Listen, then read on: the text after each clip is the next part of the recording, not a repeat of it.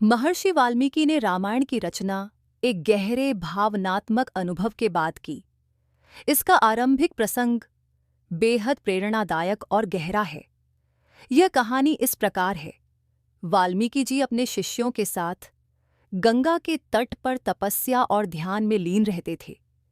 एक दिन वे नदी किनारे स्नान के लिए गए।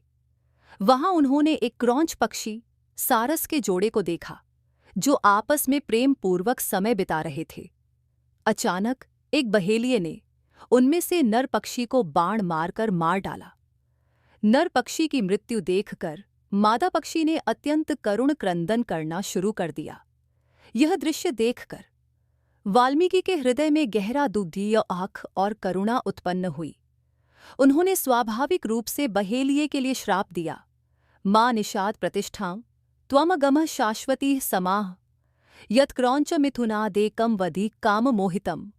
अर्थ, हे बहेलिये, तुमने कामवश इस निर्दोष पक्षी के जोड़े में से एक को मार डाला है, इसलिए तुम्हें कभी शांति नहीं मिलेगी। यह श्लोक वाल्मीकि के मुख से स्वतः ही श्लोक छंद में निकला। यह उनका पहला छंद था। इसके बाद ब्रह्मा जी प्रकट हुए और उन्होंने वाल्मीकि को भगवान राम के जीवन पर महाकाव्य लिखने की प्रेरणा दी। उन्होंने कहा कि रामायण लिखने के लिए उन्हें दिव्य दृष्टि दी जाएगी, जिससे वे भगवान राम के संपूर्ण जीवन की घटनाओं को देख सकेंगे। इस घटना के बाद वाल्मीकि ने ध्यानमग्न होकर भगवान राम के जीवन की कथा लिखी।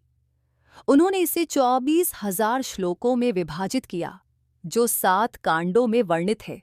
बालकांड, अयोध्याकांड, अरण्यकांड, किष्किंधाकांड, सुंदरकांड, युद्धकांड, उत्तरकांड। वाल्मीकि जी की रामायण का आधार करुणा, धर्म और सत्य की विजय है। यह महाकाव्य न केवल भगवान राम के आदर्श जीवन को दर्शाता है, बल्कि हमें यह सिखाता है कि करुणा और धर्म के मार्ग पर चलना ही सच्ची मानवता है।